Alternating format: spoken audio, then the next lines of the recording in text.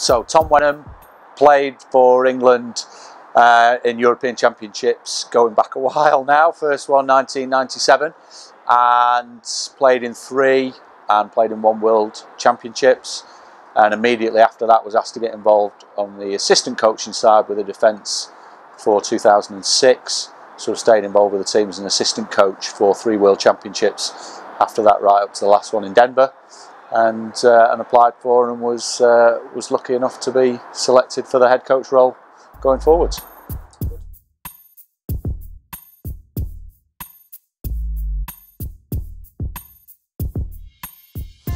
I'm hopeful that from a personal point of view, the step up from being an assistant coach to head coach will be a relatively seamless one. It's a role I've done before with the England under-19 team that went out to Canada in 2008. Absolutely love that challenge. That was a fantastic experience, and having been involved in and around the squad for quite a few years now, I'm fully expecting it to be a fairly seamless step up. I mean, priorities from my point of view are not that it's really about any given individual, be that coaching staff or be that playing staff. It's really about us collectively working together. So it's going to be more about generating that team than my personal slant on any given part of what we do. So I'm hoping that really all that experience from the under-19s and from the senior team from an assistant point of view will, as I say, just be very, very much a seamless step into a new role.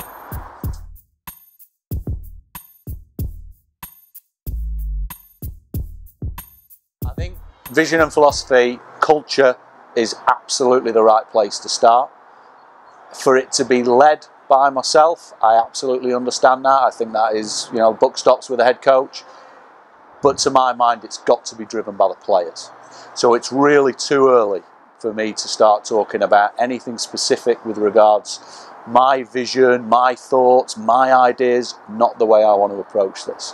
Priorities are going to be getting the rest of the coaching staff together, working with them to decide on what suits us, what will our style be, how will we approach it, but then very much from the outset engaging with the players to really put them at the heart of what we're doing, to get them to have ownership of the whole process, to really drive it forwards, and for really just to be in a facilitation role, a kind of a guidance, mentoring, very much a coaching role, a degree of accountability. I'm absolutely big on that, and developing personal responsibility, a real key focus for me.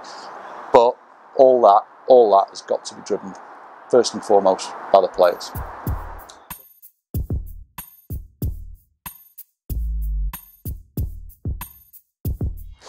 Priorities for me are a coaching staff and support staff, and really for that to work effectively, it's got to be a very open recruitment process, which we're in the middle of at the moment. So really excited about that, about some of the people who are interested in putting their names forward, which is fantastic. Want it to be a far bigger coaching staff than we've had previously, and a far bigger support staff than we've had previously. So look into some untapped areas that we perhaps haven't been in a position to exploit as much as we would like. Video analysis, performance analysis being a really key one. Coaching staff to have more people involved so that we've got more flexibility in how we can structure sessions, how we can have individual plans for each player to improve and develop, and enough staff and coaches to support that whole process. So that's where we're at the moment. Next stage after that will be all of that team to get together for a full day and to plan exactly what the next few years look like. This isn't going to be a short-term thing. This is planning all the way through to 2018 and then beyond, so that we can make this a seamless process for the entire structure going forwards. So that will be the next focus. We'll be getting that day workshop style. We all work through stuff, and we then look to get a trials process as soon as possible is the plan, and then, and I dare say this will go down well with a few players that I've spoken to get the selection process done as soon as possible. It's my ideal, but as I say, what I really want to do is get all the staff round a table, share everyone's ideas. The amount of experience that we've got in the game, the amount of expertise we can bring in from outside the game, enormously exciting for me. until we've been through that process, it's absolutely not right for me to say at this stage, this is how I, the nuts and bolts of how I see it panning out. We want to plan it properly from the outset.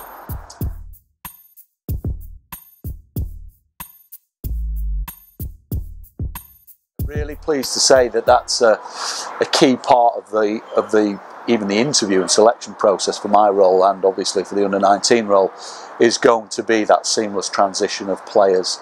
And it's a sadness. It's a sadness for the sport that a number of under-19 players from previous England teams have been lost to the game, let alone haven't made that step up. So the first part of it is going to be a really close working relationship between Paul as head coach of the under-19s and myself and the LA as a whole to put a process in place. And that meeting, that initial conversation has already happened.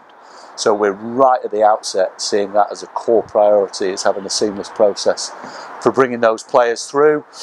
The senior team will kind of drive the overall style of play that we want, but we want an identity for English lacrosse. We want to work out what is the best fit for us as a country and how we want to take the national sport forward, or as a national team, how we take it forward. So that will be an ongoing discussion between Paul and myself, wider coaching staff, wider support staff. What is the best fit? What do we need from an off-field point of view? What do we need from an on-field point of view? What do we need from a technical point of view, a tactical point of view, mental approach? A whole number of different facets. Very early to say what they will be, but it will be an ongoing discussion to make sure that it's absolutely seamless and we bring those players through.